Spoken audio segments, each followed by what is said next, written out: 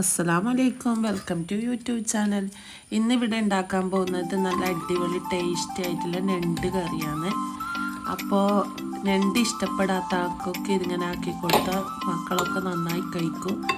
പിന്നെ അതിനാദ്യം പാൻ വെച്ചിട്ട് ഉള്ളി, തക്കാളി, പച്ചമുളക്, ഇഞ്ചി, വെളുത്തുള്ളിയും കൂടി നന്നായിട്ട് വാട്ടിയെടുക്കണം.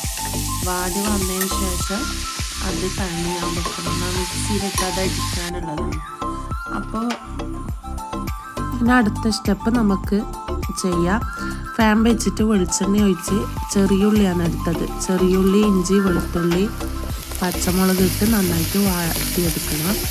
അതിന് ശേഷം തക്കാളി ഇട്ട് നന്നായിട്ട് വാട്ടിയെടുക്കണം. നല്ലോണം വാടി വരണം, എന്നാലും അതിൻ്റെ ടേസ്റ്റ് കിട്ടും. അതിലെന്നിട്ട് മഞ്ഞൾപ്പൊടി, ഗരം മസാലപ്പൊടി, മല്ലിപ്പൊടി എല്ലാം ഇട്ട് നന്നായിട്ട് വാട്ടി നന്നായിട്ട് എടുക്കുക.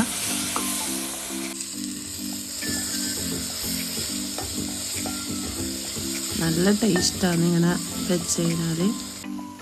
എന്നിട്ട് അതിന് ശേഷം ഞണ്ട് അതിലേക്കിട്ട് 1 കിലോ ഞണ്ടാണ് എടുത്തത്.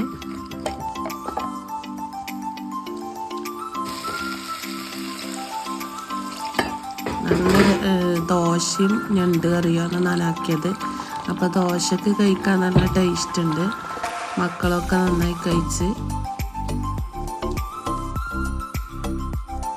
എന്നിട്ട് അടിച്ച് വെച്ച ഉള്ളി, തക്കാളി വാട്ടിയത് അടിച്ച് വെച്ചത് അതിലേക്ക് ഇത് ഞണ്ട് വെന്ത് വരുമ്പോൾ ഒഴിച്ചു കൊടുത്ത് നന്നായി തിളപ്പിച്ചെടുക്കുക.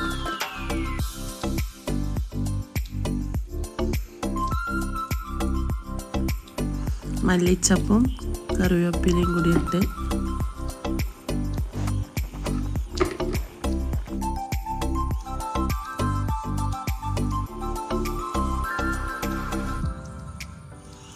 നമ്മൾ ബട്ടർ ചിക്കൻ വെച്ചതിൻ്റെ ഒരു ടേസ്റ്റാണ് ഇതിന് കിട്ടാൻ. നല്ല ടേസ്റ്റാണ്.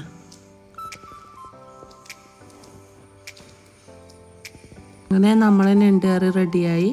ഈ വീഡിയോ ഇഷ്ടപ്പെട്ടെങ്കിൽ സബ്സ്ക്രൈബ് ചെയ്യുക, ലൈക്ക് ചെയ്യുക, കമൻറ്റ് ഇടുക.